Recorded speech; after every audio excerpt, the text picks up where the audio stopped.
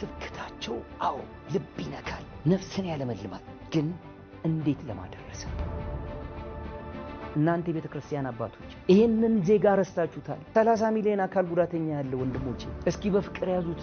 የፖለቲካ ፓርቲ ሲቋቋም ምን ያህል ሴት ምን ያህል አካል ጉዳተኛ ተሳትፎ አላችሁ ተብለው ይጠየቃሉ። እኛ ግን ቤተ ክርስቲያን አትጠይቅ። ቤተ ክርስቲያን መብለጥ ከሚገባት በላይ ተበልጣለች። ብርቱ ክርስቲያን እንዲሆኑ እግዚአብሔር ክብር በእነሱ በኃይል እንዲገለጥ ምን እየሰራችሁ ነው? ይሄንን ለእናንተ እንተዋል። የቤተ ክርስቲያንም የአካል ጉዳተኛው መሳ ለመሳ ነው። የሚበዛው ግን ወንጌሉ ገብቶት እየሰበከ ያለ ፑልፒት ላይ ወጥቶ ኢየሱስ ጌታ ነው የሚል የቀረህ ትውልድ አለ። አካል ጉዳተኞች በቤተ ክርስቲያናቸው ውስጥ የነጻነት አምልኮ አላቸው ወይ? በየቤታችሁ ቁጭ ያለ አካል ጉዳተኛ ወንጌልን ያልሰጣችሁ ክርስቲያኖች ስለ ክርስቶስ ስትሉ አድኑት ነፍሱ።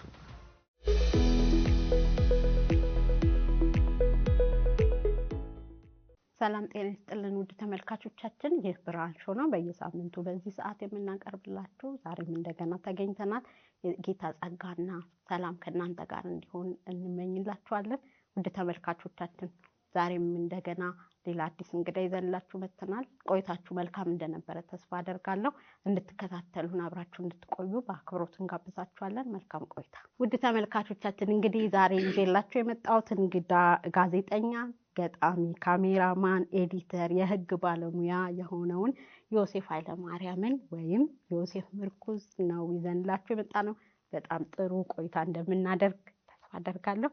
ዮሴፍ እንኳን ደህና መጣ። እንኳን ደህና ቆየሽኝ። እንደው ካሜራማኖችንም ከስቱዲዮ ጀርባ ያሉትም እንኳን ደህና ጠበቃችሁን።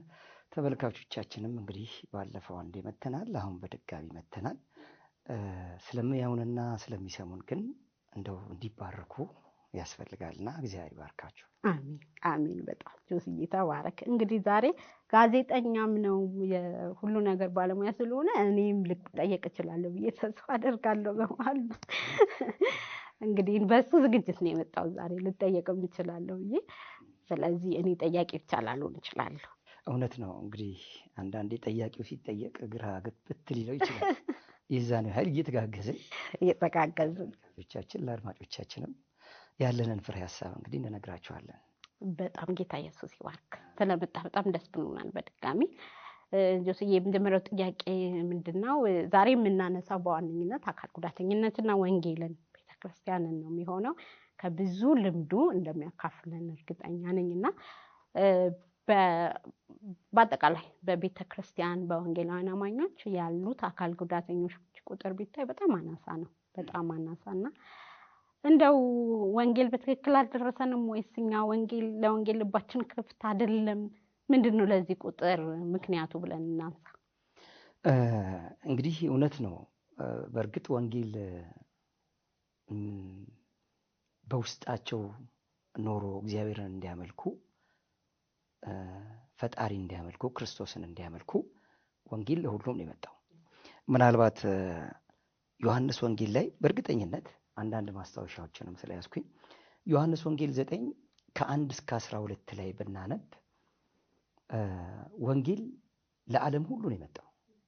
ስለዚህ ለአንተ ይቅር ለአንቺ ይቅር የሚባል የለም።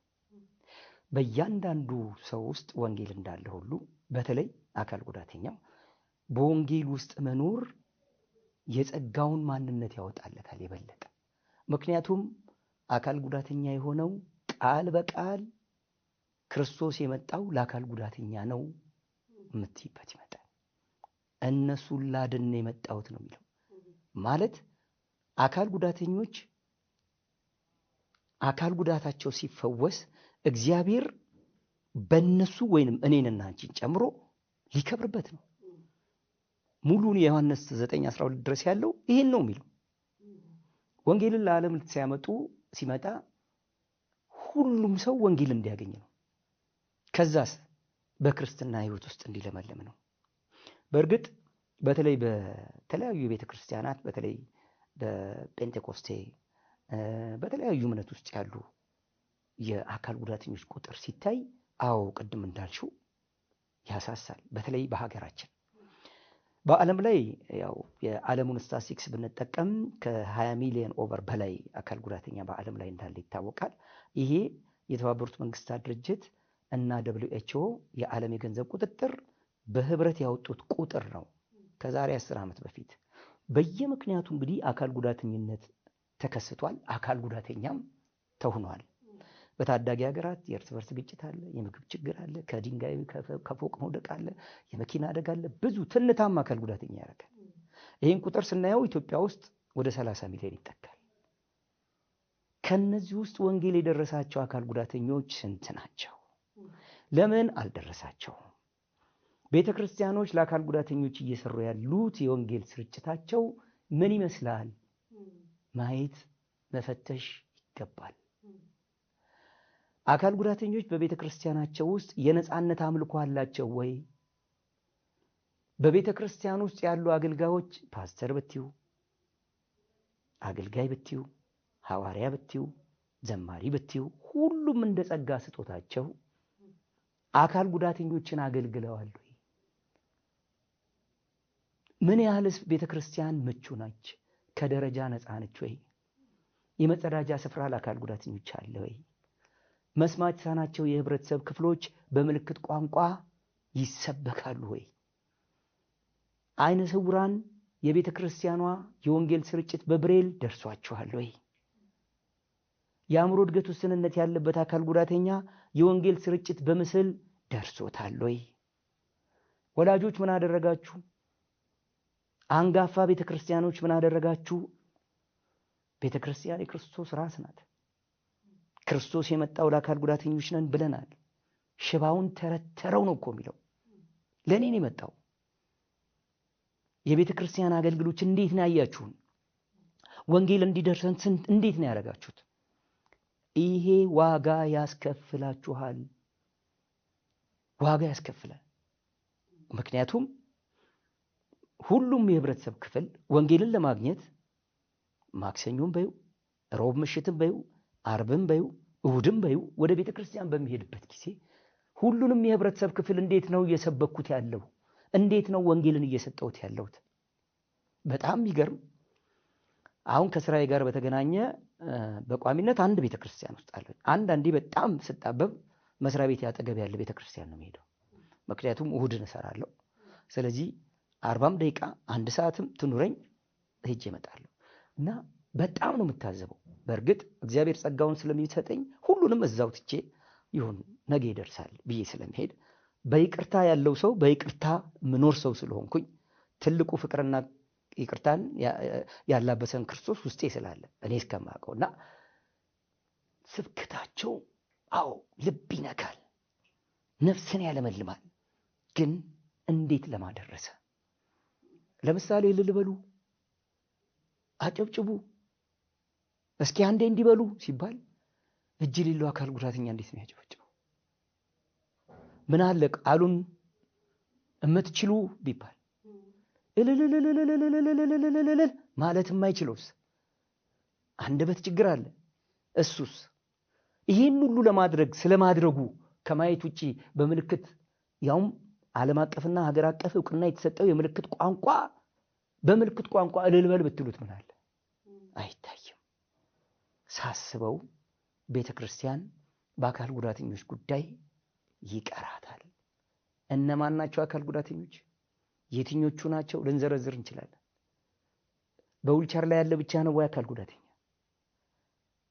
አይነ ስውሩ ነው ወይ አካል ጉዳተኛ? የስጋዊ ተጠቂው ነው ወይ አካል ጉዳተኛ?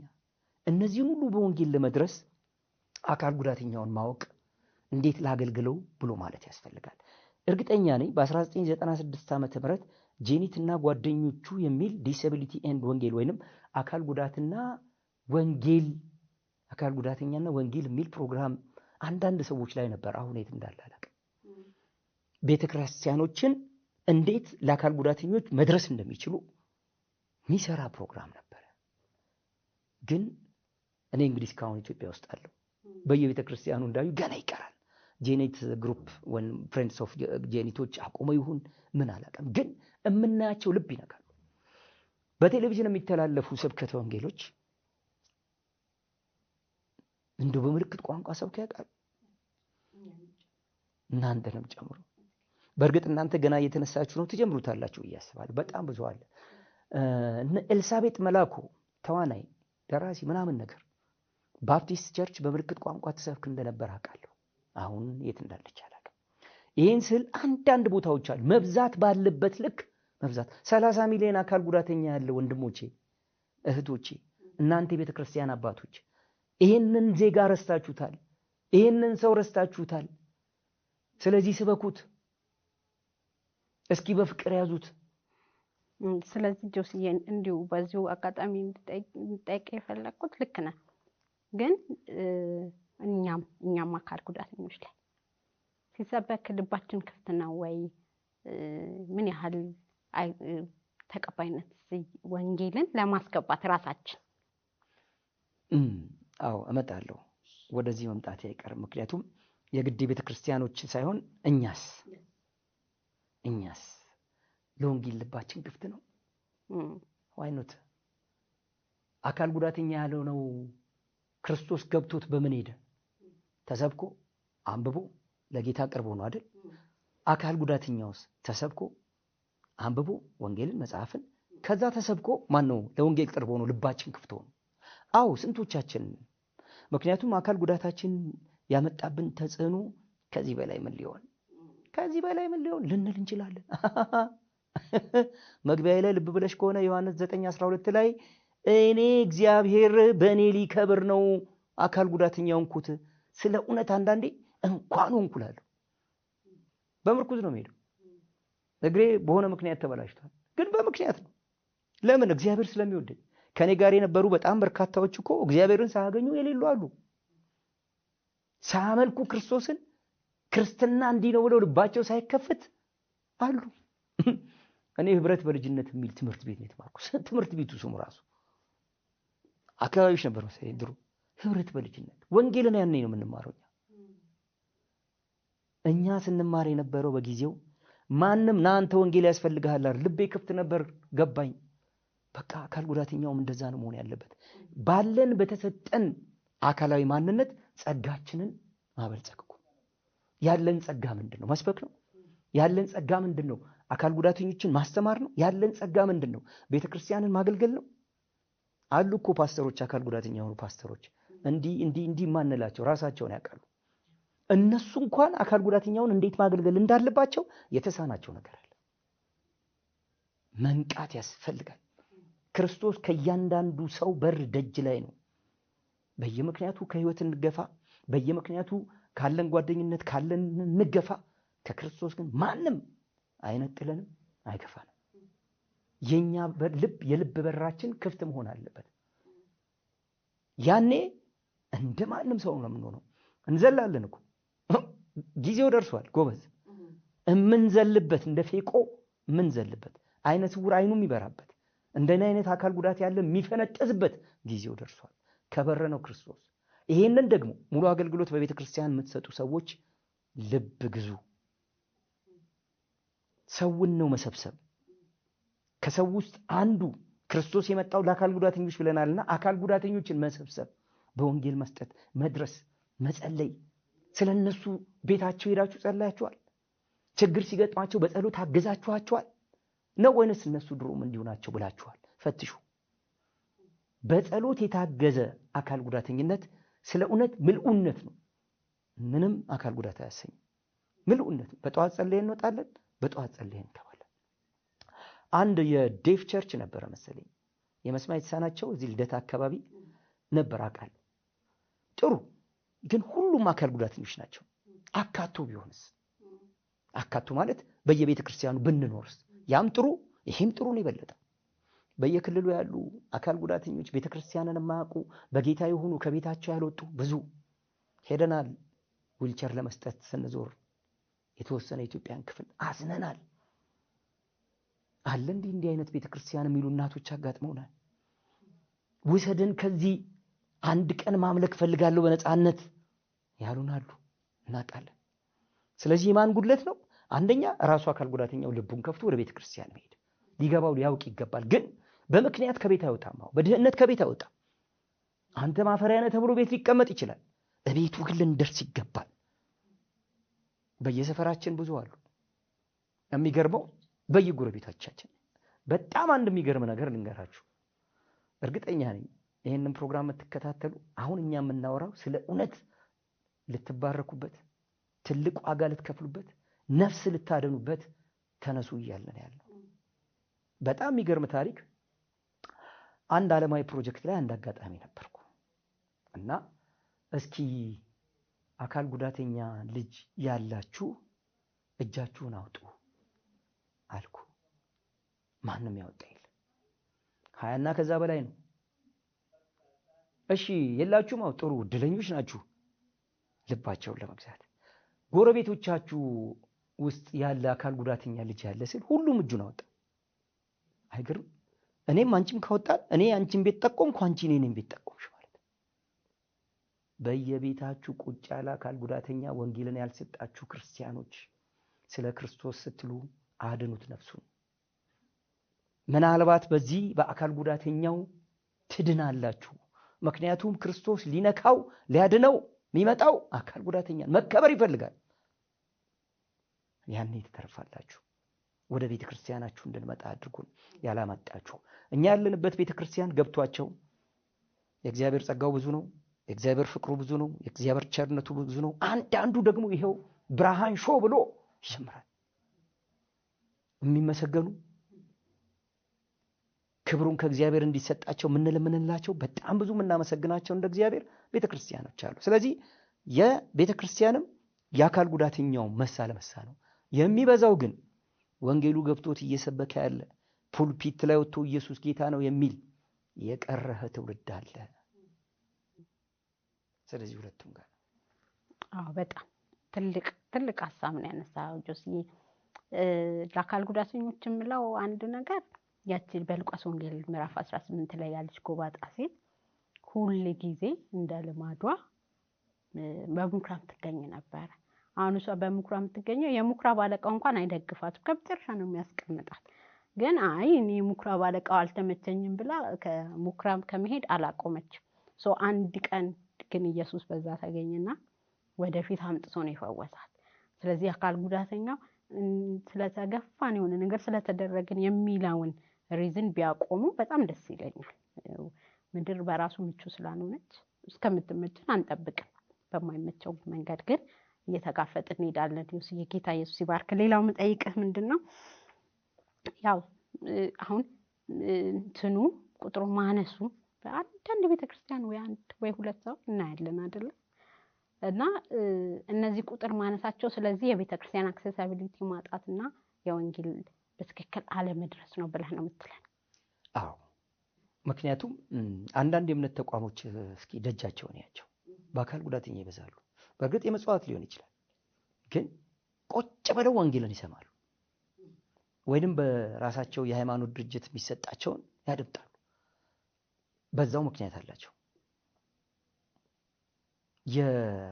ወደዚህ ወደኛ ስንመጣ ግን ተሰባኪ አካል ጉዳተኛ ራሱ ትንሽ ነው። ለምን ምንድነው ያልተመቸው? አስበዋል? አካል ጉዳተኞችን ለምንድን ነው የሌለው ብለን አስበናል? ስንወጣ በራችን ላይ መጽዋዕትን በትዩ ሰላም ልትዩ የምትችውም ብዙ አይኖርም። ይሄ እኔም ቤተክርስቲያን ያለ ነው፣ እኔም ማመልክበት ቤተክርስቲያን ማለት ነው ያለ ነው። ለምን ምንድን ነው ምክንያቱ ብለን ማየት አለብን። ምክንያቱም ወንጌል ልናደርስ ነው። ቴዎሎጂ እኮ ስንማር እንደየራሳችን አይደለም የምንማረው። ቀጥታ ስለ ክርስትና ስለ ክርስቶስ ነው የምንማረው፣ ስለ እግዚአብሔር ሎን ነው የምንማረው። ይሄ ደግሞ ማለት እንዴት ነው? ከቴዎሎጂ ተምሬ ስወጣ ይሄንን የሃይማኖት ስነ መለኮት ተምሬ ስወጣ ምንድነው ማድረገው? ልሰብካው? እንዴት? ማጋ? በምን መልክ? ማንን? ብዙ ጥያቄዎች አሉ፣ ይዘረዘራሉ። እስኪ አማክሩን፣ እኛን ጠይቁ፣ ደውሉ። እንደዚህ አይነት ፕሮግራሞች ያሉትንና እነማን ናቸው አካል ጉዳተኞች እንዴት እናድርግ ለመስበክ ብላችሁ እኮ ብትጠይቁ እነግራለን። ደውላችሁ ዊልቸር የት ነው የማገኘው አትበሉን። እንዴ ከዊልቸር በላይ የሆነ ክርስቶስ እኮ አለ። አንዳንድ እንደውም በጣም በሚገርም ሁኔታ ስሙን አልጠቅስም፣ ላውንቸር የት ነው የማገኘው እስከ ማለት።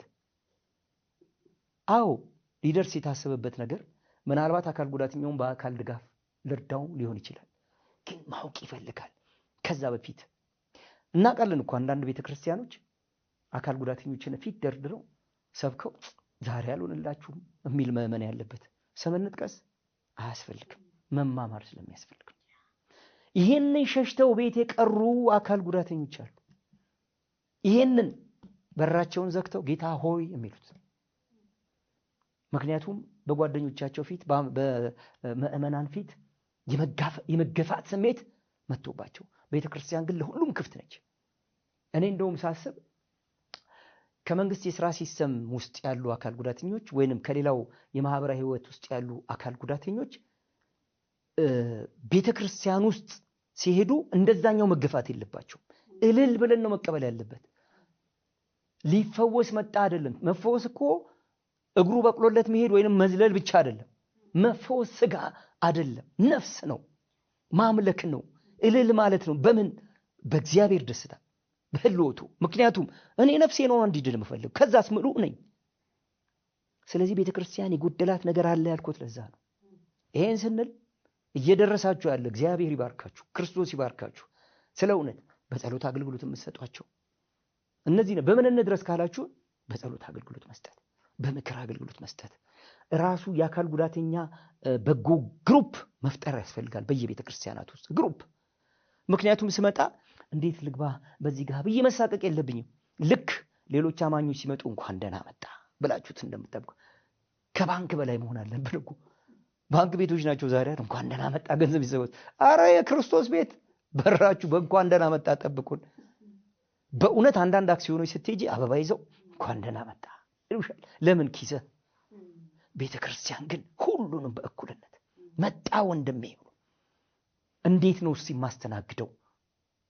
እኛ በነፃ መተን እናከለክላለን። እንዴት አካል ጉዳተኛውን መድረስ እንደምትችሉ እናሳያለን። አቀራረብ፣ ዊልቸር አቀማመጥ፣ ወንበር የቱ ጋር ነው የምትቀመጠው ብሎ መጠየቅ ነው እንጂ ናዚ ተቀመጥ አትበሉት። የቱ ጋር ይመችካል? እንኳን ደህና መጣችሁ እየተባሉ አንዳንድ አክሲዮኖች አበባ ይዘው በአመት አንዴ ብትፈልጊ 3 በጠሩሽ ቁጥር ይቀበላሉ፣ ኪስ ውስጥ ገንዘብ ስላለ። ቤተክርስቲያን ግን ነፍስ ከማዳን ጋር ነው ያለችው። ስለዚህ በር ላይ እንኳን ደህና መጣችሁ እንደምትሉት ሌላውንም አካል ጉዳተኛውንም ሲጨብጡት ምናልባት እጅ ጉዳተኛ ሊሆን ይችላል። እንዴት እንደምትጨብጡት ዘርጋ ብለ እንደዚህ ሆነ እጅህን ኪስ ከታ አይደለም። ባለ ዊልቸሩ ሲመጣ እንዴት ነው የምትቀበሉት? ቁጢጥ ብለ በሱ እኩል ደረጃ ሆነ። ለምሳሌ አንቺ ዊልቸር ነው ያለሽ፣ ቆሜ ወደ ታች ላይሽ ወይንም ዝቅ ብዬ ወደ ላይ ላይሽ አይገባም። ቁጢጥ ብዬ በእኩልነት ልክ ያ ነው ምልኡነት። እንደዛ እኮ ነው የመጣው ክርስቶስ። ለሁሉም እኩል አይደል የመጣው? ወንጌል ሲሰጥ እኩል ሆነን በመምጣት ልቤ ደስ ብሎታል በሉ እስኪ። የሚቀጥለው ሮብ ከፊታችሁ ያለው ቤተክርስቲያን ስትሄዱ አካል ጉዳተኛውን ስታገኙ መንገድ ላይ የመተመጽዋችነት ወይንም የቻሪቲ መንፈስ የእርዳታ መንፈስ አታሳዩት። ራሱ አካል ጉዳተኛው ደግሞ የመረዳ ስሜት ውስጥ አይኖር። ክርስቶስ ካለህ በማንነት ውስጥ ከገንዘብ ከአቅም ይሄ ከምናየው ህንፃ በላይ ነው። ከምንም ነገር ነው የምትድነው። ተመስገን ብለህ ትውላለህ። ደስ ብሎ ተመስገን ብሎ ታድራለህ። ይሄ በነፍስ ውስጥ ክርስቶስ ካለ እግዚአብሔር ከፈጣሪ ካለ ጥገኛነት ስሜት ምን ይሉኛል የሚል የበታችነት ስሜት ከውስጣችን እናውጣ። አዎ ኢኮኖሚ ላይኖር ይችላል። ያለህን ልብስ አጥበህ መሄድ እኮ ነው በቃ። እሑድ ድሮኛ እኮ ስንሄድ አጠገባችን ያለ መካነ ኢየሱስ እዛ ማን ነው ጉለሌ አጥበን ነው የምንሄደው። ዓርብ ማታ ከትምህርት ቤት ተመጥቶ ሸራ በቆረቆንዳ ነው የምናጥበው። ዘመኑ ያኔ ሸራ ጫማ ነጭ ሆነ፣ ሸሚዝ ጥብቆምቱ ነጭ ሆነ። ልብ በሉ በቤተሰቦቻችን ያለ ነው፣ ምንም ነገር የለንም፣ ግን ክርስቶስ አብሮናል።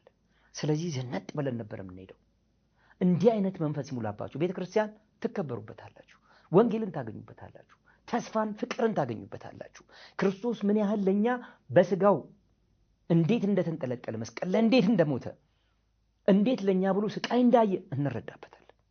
ያኔ በስርዓተ ወንጌል ነበር ሬዲዮ በቤት ቁጭ ብለን ከ12 ሰዓት እስከ 1 ሰዓት ድረስ የአዲስ ወርቁ መዝሙር እየሰማን ይሄን ምናግራችሁ አካል ጉዳተኞች እንድትበረታቱ። ያኔ አንድ ለናቱ የኢትዮጵያ ሬዲዮ በነበረበት ጊዜ በስርዓተ ወንጌል ሬዲዮ ጣቢያ ነበረ። አዎ ያያል ይረዳኛል፣ ሳዝን ልቡ ይነካል፣ በመንገዴን ሁሉ ፈተና ሲገጥመኝ ኢየሱስ መቼ ተወኛል እያለ ወንድም እህቶቼ ተሰብስበን ሬዲዮ ክፈቱ ይባላል። አባታችን ቁጭ ብለን እንሰማለን። ያኔ አባቴ በ190 ብር 12 ሰው ነው የሚያስተናግደው። 12 ነፍስ ስለዚህ ሀብታም ሊባል አይቻልም። ድሃ ነው የምንባለው፣ መካከለኛ ገቢ ነው የምንባለው። ክርስቶስ ግን ሙሉ ገቢ ያለን አድርጎ ነው ያሳደገን።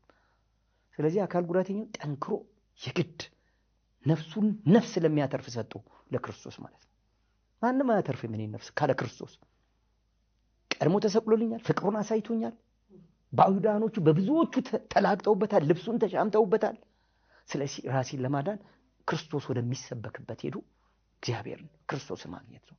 ምሉ ትሆናላችሁ። ስለዚህ አካል ጉዳተኞች ወደ ቤተ ክርስቲያን መሄድ ግድ ነው። በጣም እናመሰግናለን ጆስዬ። ትልቅ ሀሳብ ነው ያነሳክ ያለከው። ምክንያቱም ብዙዎቻችን ከድህነታችን ጋር ስለምናያይዘው ወንጌል ከድህነት ጋር አያያዝም። ያለንን አጽድተን ወደ ቤተ ክርስቲያን እንድንሄድ እንግዲህ እየጋበዛችሁ ነውና ይህንን ተግባራዊ እንደምታደርጉ ተስፋ አደርጋለሁ። ደግሞ በጣም ቆንጆ ጊዜ እያሳለፍን ነው። ተባረክ ጆስዬ። ወደ አንተ ነው የምመለሰው።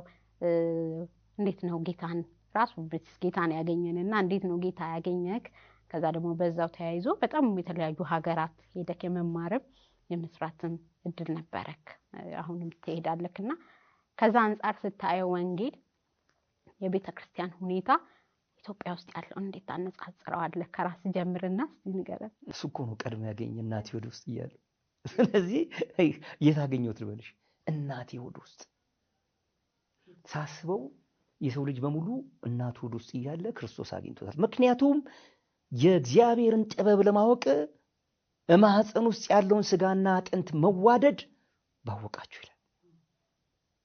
ያን ጊዜ ነው በቃ። አዎ ከተወለድን በኋላ እንደ ኢትዮጵያዊነታችን እናትና አባቶቻችን የሚከተሉትን ሃይማኖት ልንከተል እንችላለን።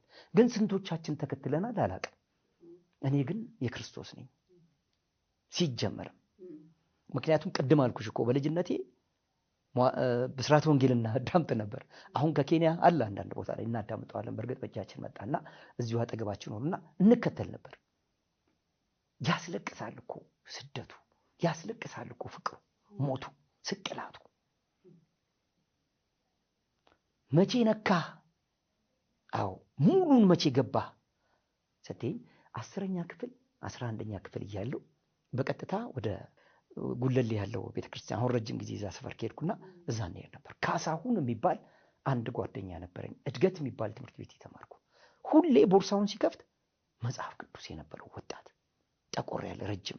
በእርግጥ ከኛ እድሜ ጋር አይደለም፣ እኩል አይደለም እድሜው። ትምህርት የቀለሙን ትምህርት አልተማረም እንጂ ትልቅ ነው እድሜው። ግን የገባው በቃ ያኔ የበለጠ ነካኝ። ስለዚህ እግዚአብሔርን አሁን እንግዲህ በየው ምክንያቱ ሳልናገር አይቀርም። አሁን በቅርብ እንደውም ወደ መስሪያ ቤት የሰመጣ አንድ ፌሎሺፕ አለ። እዛ ላይ በደንብ እየተማማርን ነው። ያው እንሰብካለን፣ እንሰባበካለን። አንድ ሰው ደከም ካለ ና ተመለስ እንላለን።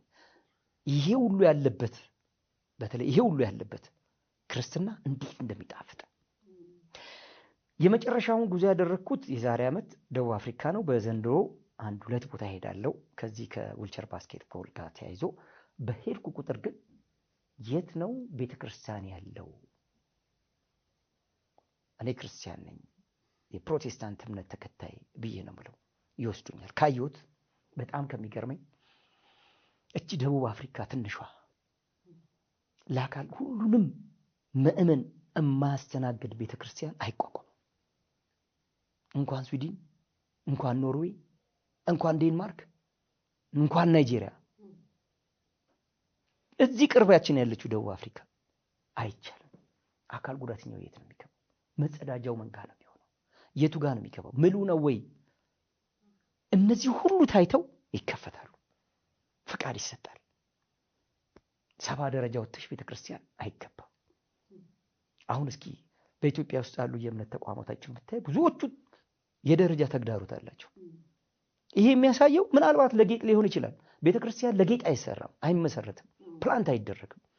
ቤተክርስቲያን የሚመሰረተው የክርስቶስን አምሳል በሰው ልብ ውስጥ ከቶ ነፍስን ማዳን።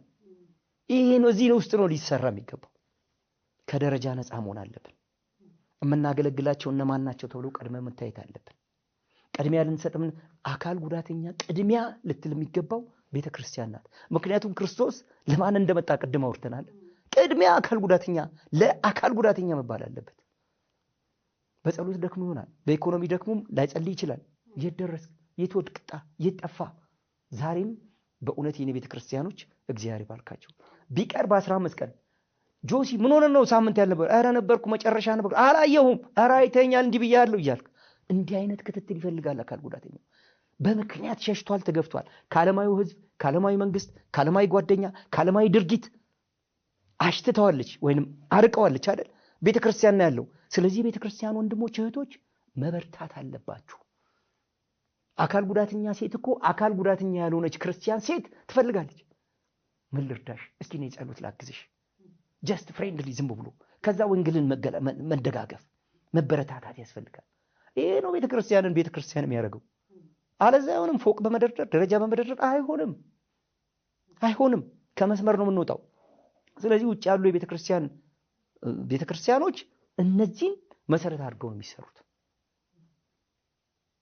እኛ ሀገር ይቀረናል ይሄንን ስንል አሉ ብዙም ባንደላቸው አካል ጉዳተኛውን ትኩረት ያደረጉ አካል ጉዳተኛ በቤተክርስቲያን ሲመጣ እንዴት ማስተናገድ አለብን የሚሉ ቀድሚያ ለአካል ጉዳተኛ ብለው የሚሉ አሉ አሁን እስኪ ብዙዎች ቤተክርስቲያኖች ለጠይቃችሁና የጌታ ራት አካል ጉዳተኛውን እንዴት ነው የምትደርሱት ከባድ ነው አይደል ላምጣልህ ትሉት ይሆን እኔ ላጠጣህ ትሉት ይሆን ወይንም የጌታ ራትን ያዘጋጃችሁት ፑልፒት ላይ ሆኖ ናውሰር ትሉት ይሆን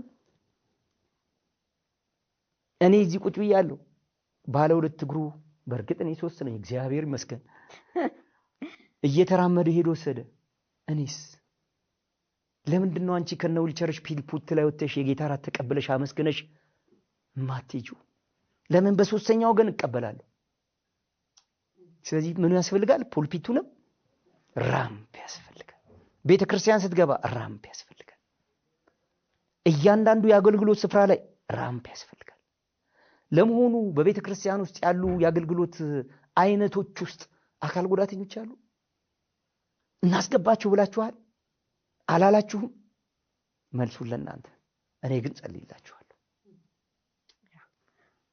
በጣም ይገርመኝ በምን ውስጤ የማስበው ምንድነው ቤተክርስቲያን ሲቋቋም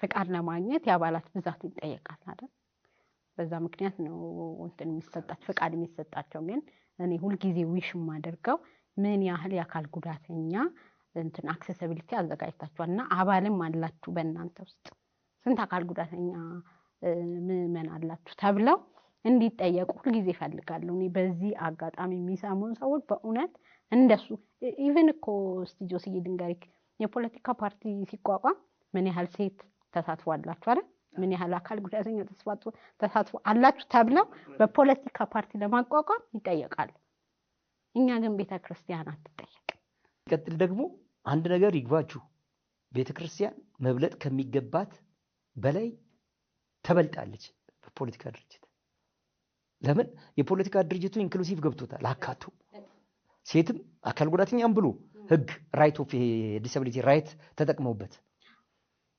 በቤተክርስቲያን ውስጥ ነበር መቀደምና መጠየቅ የነበረበት እንዳልሽው እኔ ዛሬ 4-5-6 ዓመት አካባቢ ቤተክርስቲያን ለመመስረት አንድ ሰው ዱብ ይላል እና በጓደኛዬ ምክንያት እኔነቴን አወቀ እኔ ማን እንደሆንኩ አወቀና አድራሻዬን ወሰደና አንድ ቀን ደወለልኝና እንዲህ ለመሰረት ነበር ሰው አስፈርም ተብዬ ነው እንድትፈርምልኝ ነበር የት ነው ቤተክርስቲያኑ እንዲህ ቦታ ልክ አንቺ ጠየቅሽው እኔ በመጣ መግባት ይችላል ሲል ትንሽ 1-3 ደረጃ አለው ሲል እሱ ከተስተካከለ ፈርማለሁ ቀረ እኛ አካል ጉዳተኞች ስንጠየቅም ለፊርማ ሲቀጥልም መጀመሪያውኑ ቤተክርስቲያናት ይሄ ራእይ ሊኖራችሁ ይገባል ቤተክርስቲያን ፕላንት የሚደረገው የሚመሰረተው ዝም ብሎ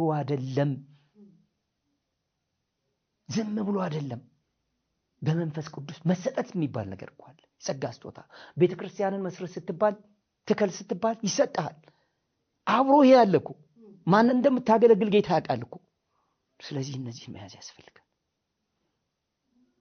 ከሰራው በኋላ ራሱ አስተካክለ ሳይሆን አስተካክል መባል የለበት ማስተካከል አለበት ራስ ማስተካከል ለሁሉም ክፍት መሆን አለበት የገጠር ቤተክርስቲያኖች በዚህ አጋጣሚ ብዙዎቹ ኦፕን ዋይድ ናቸው። የመጸዳጃ ስፍራና የወንጌል ስብከታቸው ነው ችግር ያለበት እንጂ ችግር ስል አካል ጉዳተኛውን ኢንክሉሲቭ አላደረግንም ማለት ነው እንጂ ቤተክርስቲያኑ ሜዳ ነው። እኔ ገዋኔ የሚባል ሀገር ይቻላል ዊልቸር ኤንድ ዲስአቢሊቲ ለመስጠት አፋር ሄጃለሁ። ዱብቲ የሚባል ቦታ ይቻላል። በዚህ በደቡብ ደግሞ ከሆሳህና አልፎ አንድ ሀገር እዛ ድረስ ይቻላል። እነዛ ቤተክርስቲያኖች ደስ የሚለው በማጣታቸው ብቻ አይደለም። በቃ እነሱ ወንጌልን ነው የሚፈልጉት፣ ፑልፒት ማሳመር አይደለም። ፑልፒቱ መሬት ነው። ይሄው እንደዚህ የጌታ ራት ይዘረጋል፣ ሄደሽ ነው የምትወስጂው። በር ላይ ፕሮሰስ የለውም። ደረጃ አትውጭም። ቆይ ዊልቸር አላስገባህ እንዴት እናድርግ አይባልም። እሱን ካልሰራህልኝ የወንጌል ስራ በእውነት አሁንም በጸሎት ሊፈተሽ ይገባል።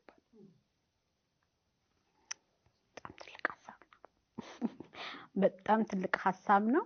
ግን በቃ ተመልካቾቻችን፣ የቤተ ክርስቲያን አመራሮች፣ የቤተ ክርስቲያን አባላት ይሄ መቼስ ለእናንተ የማንቂያ ደውል ነው። ምን እየሰራን ነው፣ በየቤተ ክርስቲያናችን ምን እየተደረገ ነው የሚለውን ዘወር ብላችሁ እንድታዩ። እንደ ምዕመን ደግሞ የአካል ጉዳተኛ ጓደኛ አላችሁ ወይ? የሄዳችሁ ትጸልዩላችኋላችሁ ወይ? ባይብል ስተዲ አብራችሁ እያጠናችሁ ነው ወይ? ደስ የሚለው በአሁን ዘመን ጆስዬ የግድ አሁን ባይብል ስተዲ ለመሄድ በየቀኑ ላንሄድ እንችላለን። ፕላትፎርሙ ጥሩ ነው፣ በጣም የተመቸ ነው። ስለዚህ በዛ ውስጥ ስታዘጋጁ አካል ጉዳተኞች እንዲመጡ እንዲፈወሱ ምናምን አይደለም፣ ብርቱ ክርስቲያን እንዲሆኑ የእግዚአብሔር ክብር በእነሱ በኃይል እንዲገለጥ ምን እየሰራችሁ ነው? ይህንን ለእናንተ እንተዋለን። አዎ እዚህ ጋር ራሱ አካል ጉዳተኛውም እኮ አባል ወደ ሆነበት ቤተክርስቲያን በሚሄድበት ጊዜ መናገር አለብህ እኮ መናገር እኮ አለብሽ። አልተመቸኝም። እኔ አሁን ቤተክርስቲያን ሲሰራ ከፊት አንድ 3 ደረጃ ነበር። በእርግጥ አልነበርኩም ያኔ ሲሰራ። እንዴት እንደሰሩት ራሱ አላውቅም። እንዴ ፓስተር በዛብህ ቤት ምን ሆነ ነው እኔ ባለሁበት ቤተክርስቲያን? ምክንያቱም እኔ እሺ ወክ አድርጌ እንደምንም ልወጣ ይችላል። ባለ ዊልቸሩን ከለከልን እኮ ለብቻ በጥግ በኩል ይፈጅ ተብሎ ሳምንት ጆሲ ሳምንት ብቻ ያስጠኛል። ያው እሑድ ነው የምንገናኝ። እንዴት እንደተሰራ አሁን ጭራሽ ጎሮ አካባቢ የገነባ ነው ቤተክርስቲያን። ስለ እውነት ሄዳችሁት በቃ ምን ማለት ይቻላል? አገልግሎት የሚገኙባቸው ቤቶች፣ አገልግሎት የሚሰጥባቸው ቤቶች እንደገና ራምፑ ምኑ በሚያምር መሬት ለመሬት ነው። በቃ እንዲህ ነው በነፃነት መግባት። አረጋውያን አሉ። እኛ አካል ጉዳተኛ ያለን እንጂ አረጋውያን አሉ፣ ነፍሰ ጡሮች አሉ፣ የልብ ድካም አለ። የተለያዩ አይነት የአካል ጉዳት አሉን። በእርግጥ ኢትዮጵያ ውስጥ የልብ ድካም በሽታ ተብሎ ይቆጠራል። በሌሎች ዓለማት ግን ካይንድ ኦፍ ዲስአቢሊቲ ነው፣ አንዱ የአካል ጉዳተኝነት አይነት ነው። በሶሻል ፈንድ ስለታቀፈ ሊሆን ይችላል። እኛ ሶሻል ፈንድ አይደለም፣ ክርስቶስን ስጡን። የምትሰጡንንም ክርስቶስ መተን በወንጌል ልንደርስበት አመቻቹልን። ወንድምህ ነኝ እህትሽ ነኝ ነው የምንለው። የሰራችሁ እውነት አሁንም ይባርካችሁ እና ግን እንዲያስፈልገናል። በክልል ያሉ ቤተክርስቲያኖች መጠናቸው አገልግሎትን የሚያገኙ ምዕመኑ ትንሽ ናቸው፣ ግን የተመቹ ናቸው። ለምን? አሁን በዓለም ደረጃ ኢትዮጵያ፣ በዓለም ደረጃ አዲስ አበባ፣ በዓለም ደረጃ የሚያምር ከተሞች እየተሰሩ ነው። ቢሮአችሁን በደረጃ አታርጉት። እኔ አገልግሎት ለማግኘት ወደ ቢሮአችሁ ስመጣ ማንነትና የደረጃ ልልህ አይገባም። እባክህ ወንድም የቤተክርስቲያን ሰው ወርጃ አገለግላለሁ ይሄ ቀረ ከጓደኛዬ እኩል ከረዳቴ እኩል። በዚሁ አጋጣሚ ቤተክርስቲያን ለዓይነ ስውር ረዳት እስከ ማቅረብ መገደድ አለባት። ሐሮርን ማስታወስ ይቻላል እኮ ሙሴን ማስታወስ ይቻላል። ተብታባው ምን ሐሮን ምን አሲስታ ረዳት እኮ ነው። ይሄ ነው እግዚአብሔር ሊሆን የሚችል። እነዚህን ማዘጋጀት ያስፈልጋል። ምናልባት በጣም ጮሆ መስማት የማይችሉ ሰዎች አሉ። እነሱንስ እንዴት ልድረስ? በጣም ጥንቃቄ ያስፈልጋል። ምክንያቱም አሁን እንግዲህ ሀገራችን ውስጥ ኢትዮጵያ 7 ያህል የሆኑ የአካል ጉዳት ያለባቸው የተመዘገቡ አሉ። ለምሳሌ ዓይነ ስውር፣ የእጅ፣ የደረት፣ የወገብ፣ የእግር ጉዳት፣ መስማት የተሳነው እያልን የምንላቸው ጉዳት አማጪ የሆኑ ደግሞ አሉ። አሁን በቅርብ የተገኙ እነዚህ ትልልቅ ጭንቅላት ያላቸውን አይተሻል። እነሱን መቼ ነው ወንጌል የምትደርሱት? እስኪ ያስቡት። እስኪ ቤተሰቦቹ በጣም ትልቁ ደግሞ ነገር እንዳረሳው ተጸልይ ነበር፣ አሁንም ያረሳውት በየቤተ ክርስቲያኑ ያለን እናቶች ጓደኞቻችን ቀርተው ከቤተ ክርስቲያን አቃሉ። ለምንድን ነው ብለን በርብረናል። ምናልባት የአእምሮ እድገት ውስንነት ያለባት እናት ልጇን ለደቂቃ የሚጠብቅላት አታ ቀርታስ እንደሆነ ቤቷ ሄዳችሁስ ሰብካችኋል ወይ? ልጇን ጸለያችኋል ወይ? እስቲ ዛሬ እኔ ልጠብቅልሽ ሂጂ ከወንድሞች ከእህቶች ጋር ህብረት አድርጊ ብለናል ወይ? ነው የቤቴን ግድግዳ ብቻ ነው ቀለም የቀባሁት? አንተርፍም በዚህ አንድንም። እኔ ልቤ ተነክቶ ነው መናገርሽ። በቅርብ ካየሁት አንጻር ልቤ ተነክቶ እምትዩ። ስለዚህ ዞር ብለን ክርስቶስን የምናገለግል ከሆነ ስለ ክርስቶስ ብለን እጅ ሰተን የወጣን ከሆነ አካል ጉዳተኛውን መርሳት አይጠበቅም ከወንጌል እና ግድ ነው ያስፈልጋል ባይ ነኝ። ጆስዬ ጌታ ኢየሱስ ይባርክ። በጣም በቃ እንደው እንዴት እንደሚረዱን አላቅም፣ ግን ይሄ በጣም ኢምፖርታንት ነው። በቃ ማለት ኢምፖርታንት ግድ ነው፣ በቃ ግድ ነው። እንደ ቤተክርስቲያን ይሄንን ማድረጋችሁ ግድ ነው ብለን ነው እኔ ማሳስባችሁና ይሄንን የምታዩ ሁሉ ዛሬ መጠየቅ ጀምሩ ፕሊዝ። እና ፓስተር እስክትሆኑ አትጠብቁ፣ የሆነ አገልጋይ እስክትሆኑ አትጠብቁ። ምእመን ሆናችሁ ሄዳችሁበት ቤተክርስቲያን ለምን ራምፕ የለውም? ለምንድን ነው እንደዚህ ያልተስተካከላችሁ ብላችሁ ራሳችሁ ከነቃችሁበት ነገር ተነስታችሁ እንድትጠይቁ በጌታ ፍቅር እንደ ብርሃን ሾው እናሳስባችኋል። ትንሽ ነካክታ ያለኝ ነበር ቅድም። ምንድነው መጠይቀክ አሁን ወንጌል ማለት ነው በየብሔሩ ቋንቋ ይሰበካል። ለምን መሰለክ? ሁሉም በቋንቋው ሲነገረው የወንጌልን እንትን በደንብ ይቀበላል፣ ይገባዋል፣ አንደርስታንድ የሚያደርገና በየቋንቋው መዝሙር አለ፣ ወንጌል ይነገራል፣ ስብከቶቻችን እና ለእያንዳንዱ ዲሴብል ለሆነ ለአካል ጉዳተኛው በሚመች መልኩ ለዓይነ ስውሩ፣ ለብሬስ ተጠቃሚው አይደለ፣ ለክራንቱ፣ ለእያንዳንዱ የአካል ጉዳተኛ እንዳልከው በሰባት ዘርፍ ተጠንቶ እንዴት ነው መነገር ያለበት? መነገርስ የለበትም ወይ? መቼም ለእኔ የምታቀርበውንና መስማት ለተሳነው ሰው የምትነግረው የወንጌል መንገድ የተለያየ ነው አይደል? መንገድ ላይ ወንጌል ሲሰበክ ሰምተህ ታውቃለህ፣ ግን በትክክል ለእነዚህ ሰዎች ይደርሳል? ደግሞ ከቤት ስላሉት ይደርሳል? ይሄንን ትንሽ ብታነሳል። እውነት ነው አይደርስም። 4 ነጥብ እንዲደርስ ማድረግ ይቻላል። ለምሳሌ ቤተክርስቲያን ዓመታዊ መጽሔት ሊኖራት ይችላል። ለማን ነው? ቋንቋውን ለሚችል። ለምሳሌ በአማርኛ ተመርጦ ሊሆን ይችላል። ለምሳሌ በኦሮምኛ ሊሆን ይችላል። ለምሳሌ በአፋር በሽናሽኛ ሊሆን ይችላል። በሐረርኛ ሊሆን ይችላል። በአደርኛ ሊሆን ይችላል። መቅረብ ባለበት ልክ መሆን ይችላል። ብሬል ግን በትክክል አንድ ቋንቋ ነው። በብሬል ወንጌልን ማተም ይቻላል። ፓምፍሌትን ብታዘጋጂ፣ መጽሔትን ብታዘጋጂ፣ የቤተ ክርስቲያን አገልግሎትም ስታዘጋጂ ይቻላልሽ። አሁን እኮ በሁለት ቋንቋ መሰበክ ተጀምሯል አንድ ከተማ ውስጥ የተናጋሪውን ቁጥር ልክ እንደዛው እኮ ማድረግ ነው። ለምሳሌ የተጋዱ ተጠቂዎች ጽሁፍ ትልልቅ አድርገሽ ስትጽፊላቸው ሊታያቸው ይችላል። በቃ ይሄን ማዘጋጀት እኮ አይናቸው ላይ ችግር አለ ማለት ነው። መስማት የተሳነው በምልክት ቋንቋ ፑልፒት ላይ ስበከኝ፣ ምክንያቱም ቀጥታ ምን ችግር አለ? አሉ እኮ ክርስትና የገባቸው የምልክት ቋንቋ የሚያውቁ በየዩኒቨርሲቲው በየትምህርት ቤቱ ያሉ። አለበለዚያም የቤተክርስቲያን አገልጋዮች እኮ አዲስ አበባ ዩኒቨርሲቲ ሄዱ እኮ በትንሽ ብር መማር፣ ከዛስ ለራሱም ይሆናል ወንጌልንም ለመስበክ እሱም ለራሱ ከሌሎች መስማት የተሳናቸው ጋር ለመገናኘት። ልክ እንደዛው ክራንች ተጠቃሚዎች ምናልባት የአካል ድጋፍ ነው የምንጠይቀው እንጂ የስብከቱ ነገር ቀላል ነው። የአእምሮ እድገት ውስንነት ያለበት በስዕል ማስተማር ነው እኮ።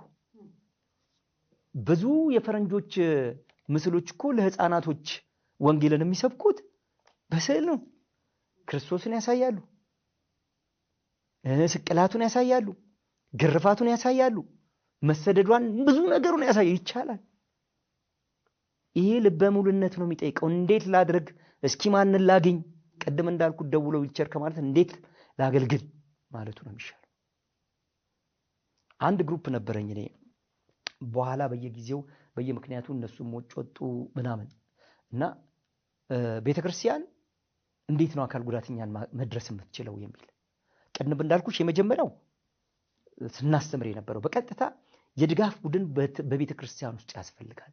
የድጋፍ ቡድን ስል ዘይትና ሽሮ ጨው እያልኩ አይደለም። ወንጌል እንዴት ይደርሰዋል? እንዴት እንዲደርሰው ወደ ቤተክርስቲያናችን ይምጣ፣ አለበለዚያ በጸሎት እንዴት ቤቱ መሄድ አለብን የሚል አቋም ያለው አገልግሎት ክፍል ማለት ነው። በዓለማውያን ትምህርት ቤት አለ አይደለም እንደ ዲሰቢሊቲ ክለብ ብለን ኤችአይቪ ኤድስ ክለብ ምናምን ክለብ ብለን አም ሶሪ ኤችአይቪ ኤድስ ዘሎ የሚገቡበት የባኞ ቤት ገንዳ ለምሳሌ መሬት የተቆፈረ መሬት ተሰንጥቋል። እዛ ውስጥ በተቀመጥሽበት ሄደሽ እጅሽን ነከተትሽ፣ እባብ ነደፈሽ፣ ማን ነው ተጠያቂ? ኤችአይቪ ኤድስ ነው። እንደዛ ነው መለከተው። እኔ ሳልፈልግ እግዚአብሔር ሊከብርበት የመጣውን እግሬ፣ እጄ፣ ወገቤ፣ አይኔ ተይዟል፣ ግን ወንጌልን እንፈልጋለሁ ብዬ ስመጣ እኔን ነው ልትንከባከቡ የሚገባው። አትንከባከቡት አይደለም ኤችአይቪውን፣ ቅርበቱ ግን ይለያል። ወንጌል ነው የምፈልገው። ከዛስ ቤተክርስቲያንን ብቹ ማድረግ፣ ለአካል ጉዳተኛው ወንጌል መድረስ። ምክንያቱም አልደረሰም እያልን ነውና፣ ይቀራል ይጎላል እያልን ነውና። ሌላ በምልክት ቋንቋ ግጥም አድርጎ መስበክ። አሁን ፊታችን በዓል አለ መሰለኝ፣ የአደባባይ በዓል ኢትዮጵያ ውስጥ ከነገ ወዲያ ምናምን ነገር አለ። እስኪ ውጡና እዩ ወንጌልን እንዴት በምልክት ቋንቋ እንደሚሰብኩ። ከወደ እንጦጦ አካባቢ የሚመጣ ቤተክርስቲያን ትልቅ መኪና ላይ መስቀሉን ዘርግተው በምልክት ቋንቋ ይሰብካሉ። በኦርቶዶክስ እምነት ስር ያለ ምስኪያ ዞናንት ቤተክርስቲያን አስታወስኩት። በቃ ያስፈልጋል መድረስ። መስማት የተሳናቸው መድረስ ያስፈልጋል። የምልክት ቋንቋ አላችሁ ይታወቃል። ብዙ በፕሮቴስታንት ውስጥ ያላችሁ የምልክት ቋንቋ የምትችሉ እናንተ ብትፈልጉ ግሩፕ አቋቁማችሁ፣ ብትፈልጉ በየግላችሁ፣ ብትፈልጉ ባላችሁበት ቤተክርስቲያን ቢኖርም ባይኖርም መስማት የተሳነው መስበክ አለባችሁ። እናንተን አይቶ ይመጣል፣ ግድ ነው። ሌላው ቀድም እንዳልኩት ለዓይነ ስውራን በብሬል ማዘጋጀት ያስፈልጋል። በስዕላዊ ለአእምሮ እድገት ያስፈልጋል። ከዛስ እንዴት ማገልገል ይቻላል? ነጥብ ነው ይሄ። አንሷል እያልን አይደለም፣ አገልግሎት የለም እያልን አይደለም። እስኪ እንዴት እናገልግል ብላችሁ ግራ ከገባችሁ በጸሎት ግድ ያስፈልጋል ማገልገል። በጸሎት ብቻ አይደለም፣ በእያንዳንዱ የትምህርት ክፍል ውስጥ አካል ጉዳተኛውን ማካተት ያስፈልጋል። እንዲቀርብ፣ ፍቅር እንዲኖረው፣ እንዲተማመን በክርስቶስ ብቻ በቤተ ክርስቲያን ብቻ ሳይሆን በመመኑ ጓደኝነቱ ፍሬንድሺፑ እንዲቆም እንዲጠነክር። ክርስቲያን ፌሎሺፕ የምንላቸው አሉ አይደል? እዛ ውስጥ ስንት አካል ጉዳተኛ አለ? ስንት አለ? ወንድሞች በእውነት እህቶች ስንት አለ? የከሊት እኮ እንደው እግዚአብሔር አካል ጉዳተኛ ያደረገው ሊባረክበት ነው። አትሞኙ። እግዚአብሔር ሊባረክበት ነው። እኔ ለእናቴና ለአባቴ እንዲያደርገኝ እኔ ከ12 ቤተሰብ እኔ ነኝ አካል ጉዳተኛ በቤተሰባችን ውስጥ። ግን እግዚአብሔር ሊከብርብኝ እንዲህ በመሆኔ እኔ ያለኝ ደስታ ልነግራችሁ አልችልም። እህት ወንድሞቼ የላቸውም እያልኩ አይደለም። ፈገግ ብዬ በክርስቶስ ደስታዬን በየቀኑ ነው የምከፋበት የለም። ምክንያቱም በሱ እጅ ስለሆንኩ። ስለዚህ የግድ ሼፕ መደረግ አለበት ቤተክርስቲያን። እንደ ዘመነኛው ሪፎርም አይደለም። እወቁት፣ እናንተ የገባችሁን ማንም አልገባውም። ስለዚህ መጽሐፍ ቅዱስን በጥልቅ ማንበብ፣ በጥልቅ መተርጎም፣ ለአካል ጉዳተኛው በሚመቸው መልኩ መድረስ ነው። ለምሳሌ እኔ ሄድኩ፣ አካል ጉዳተኛ ነኝ። በዚህ ጋር ያለው ክንፍ ደከም ብሏል። ታፋይን ብትዩ፣ ጉልበቴን ብትዩ፣ ቁልጭምጭምቴን ብትዩ፣ እንዲህ ብቻ እጄም ሊሆን ይችላል። ወደ ቤተ ክርስቲያን ስመጣ ምን አይነት አግዳሚ ነው የምታዘጋጁልኝ? እሺ ምን ልቀመጥ? በምን ላይ ሊቆረቆረኝ ይችላል? ግራ ክንፌ ችግር አለው። ለመጸለያ የምንበረከክባትን ልክ አካል ጉዳተኛ መሆኑን ስታውቁ መስጠት። መጽሐፍ ቅዱስ እጄ እዚህ ጋር ጉዳት አለብኝ ይዤ መምጣት አልቻልኩም፣ እንዴት ላድርገው? መጽሐፍ ቅዱስ ቤተክርስቲያን ውስጥ ሊዘጋጅ ይገባል። ስገባ ሊሰጠኝ ይገባል። አጠገቤ ገለጥ እዛው ትቼ መሄድ አለብኝ። እኔ አሁን ውጭ ያሉ ቤተክርስቲያናትን በጣም አንዱ ማደንቀው መጽሐፍ ቅዱስ ይዘሻት ይችላል። የገባ ማንኛውም ብድግ እያደረገ ነው የሚገባው። አካል ጉዳተኛ ከሆነ እረዳታለሁ፣ ለረዳቱ ይዞ ይሄዳል፣ ይገልጥለታል፣ ያሳየዋል። እንዲህ ነው ቤተክርስቲያን ክርስቶስን ለመድረስ ከተዘጋጀች። ይሄ ሸክም ነው። ይሄን ሸክም በጸሎት ማስተካከል ይቻላል። በጣም ትልቅ ሀሳብ ነው እያወራክ ያለከውና በጣም እንግዲህ ቤተክርስቲያን በዚህ ካልነቃች በምንም ልናነቃት አንችልም። እና ምንድነው ጳውሎስ ምን ይላል? ሙሉ አካል አይደለም፣ ሙሉ አካል አንዱ ከታመመ ሙሉ አካል ነው የሚታመመው። ስለዚህ ቤተክርስቲያን አካል ጉዳተኞችን ይዛ ካልሄደች የሆነ ነገር ጎሏታል፣ አንዱ ነገሯ ታሟል። ስለዚህ ሙሉ አይደለችም። ስለዚህ ይሄንን በጣም ልታስቡ ይገባል። ሙሉ የመሰላችሁ ነገር ሙሉ አይደለም እያልናችሁ ነው። ምክንያቱም እኛ በየቦታው ስንሄድ እንደ አካል ጉዳተኛ የምናያቸው በጣም ብዙ ችግሮች ስላሉ በዛ ምክንያት ነው እያስተማርንም ነው፣ ጀጅ እያደረግናችሁ አይደለም። ግን ይሄን ሰምታችሁ ተግባራዊ እንድታደርጉ በጌታ ፍቅር እንጠይቃችኋለን። ሌላው አንድ እኔም ከገጠመኝ ነገር ስለ አካል ጉዳተኛ ጉዳይ ማን ነው የሚመለከተው? ማን ጋር እንሂድ ለመጠየቅ ቤተክርስቲያን አልተመቸችኝም ወይም የሆነ ነገር አላደረገችልኝም እና ማን ጋር ሄጄ ልጠይቅ? እኔ የሆነ ቦታ ሄጄ ይሄን ጉዳይ የሚመለከት በጣም ከፍ ያለ የአካል የቤተክርስቲያን አመራር ሁሉንም ቤተክርስቲያን ያቀፈ የተባለ ቦታ ሄጄ ይሄን አይመለከትም አሉ እና ማን ጋር ልሂድ? ማን ነው ይሄ ጉዳይ የሚመለከተው? ካውንስሉ ነው? ወንጌላውያን አማኞች ናቸው? ሌላ ህብረቶች ናቸው? ማን ጋር ነው ይሄ ጉዳይ በአትኩሮት የሚመለከተው? የሚገርም ነው። እንዲህ ካለሽ አለ ስፍራው ነው የተቀመጠው፣ ወይ ደግሞ ማስታወቂያ ወጥቶ ተወዳድሮ ነው የገባው። እውነት። ምክንያቱም ቤተክርስቲያን ስትገቢ በማስታወቂያ አትገቢ። ምናልባት በጸሐፊነት ደረጃ ከሆነ ሊገባ ይችል ይሆናል። በተረፈ ለማገልገል ግን ሸክም አለ፣ ጸሎት አለ፣ መማር አለ፣ የማገልገል ጸጋ አለ። እነዚህ ተያይዘው ነው ወደ ቤተክርስቲያን የሚገባው። የቤተክርስቲያን አስተዳደር በአካል ጉዳተኛ ጉዳይ ይመለከተዋል። ለምሳሌ ዘማሪ አይነ ስውር ቢመጣ እኛ ቤተክርስቲያን አይነ ስውር ዘማሪ መጥቶ አያውቅም፣ ኧረ ጥሩ አይደለም የሚል ከሆነ አገኘው ይዳ ግን አያውቀውም ማለት ነው። አያውቀውም ማለት ነው። ስለዚህ ያለ ስፍራው ነው። የቤተክርስቲያን አስተዳዳሪዎች የግድ ይመለከታቸዋል። የግድ እነዚህ ኮምፓሽን የሚሏቸው አንዳንድ እርዳታ የሚሰጡ አሉ። እነሱ ላይ ብቻ አይደለም አካል ጉዳተኛ። እኔ ጥራጥሬ ስጡን አይደለም፣ ወንጌልን ስጡን። እንዴት የሚመለከተው አለ። አስተዳዳሪው ይተቀመጣል። በእያንዳንዱ ቤተክርስቲያን ፎርማት አለው እኮ። ካውንስሉ ይገባዋል። ለምሳሌ አሁን ይሄ ፕሮግራም በቃለ ሕይወት እውቅና አግኝቶ አየር ላይ ይዋል ብሎ ሲባል ከማን ይመነጨው? ሸክም ያላቸው ሰዎች ፈቅደው ነው አይደል? ሸክም ያለው ሰው እኔ እሰራለሁ ብሎ መጥቶ ነው አይደል? አሁን የሚቀረው ይሄ ፕሮግራም በእርግጠኝነት ስፖንሰር ነው። የአየር ሰዓቱ ወደ 8-9 ሚሊዮን ሊሆን ይችላል። ምናልባት ይህን ቤተክርስቲያኗ ወይንም ደግሞ ቃለ ሕይወት ልትሸፍን ትችላለች። እዚህ አገልግሎት የሚሰጡ የትራንስፖርት አለ፣ የምን አለ፣ እነዚህኑ አሸንፈው የሚመጡ አሉ ብለው ቤታቸው አጨብጨበው እግዚአብሔር ይመስገን ብለው የሚሄዱ እነዚህን ሰዎች መደገፍ ይገባል። እንዲህ አይነት ሐሳብ በቤተክርስቲያን ውስጥ ያለው ሰው እኔ አይመለከተኝም ያለው ሰው ከሆነ እሱ ስፍራውን ይፈልግ። በፍጹም ክርስቶስን የሚያገለግልበት ቦታ አይደለም። ቢቀር ከአቅሙ በላይ ቢሆን አቅጣጫ ላይ ሳይ ይገባል። እንዲህ ቢሆን እነከሌን አናግራለሁ፣ እነከሌን ብታናግር ሊል ነው የሚገባው። ይሄ እኮ ማለት የወንበሬ ነው ያንተ አይደለም እንደማለት ነው። ለምሳሌ አውቶቡስ ውስጥ ስትገቢ ክራንች አለ፣ ዊልቸር አለ። በስንት ትግል ነው ያስመጣ ነው። አንዱ ነው የነበርኩ በአለሙም ያው ስለምሮጥ በቀደም ለታ 48 ቁጥር አውቶቡስ መጣ። በሬ ላይ ቆመና ገባውን ይቅርታ ወንድሜ ትነሳለህ ሲል ኧረ ቀድሜ ተቀምጫለሁ አለኝ። ደስ ላይ አለኝ። ሳኩኝና እንደዚህ ብሎ አይ አውል ምናልባት ለከተሜው ወይ ለአውቶቡሱ አዲስ ሊሆን ይችላል። ዘራፍ አላልኩም።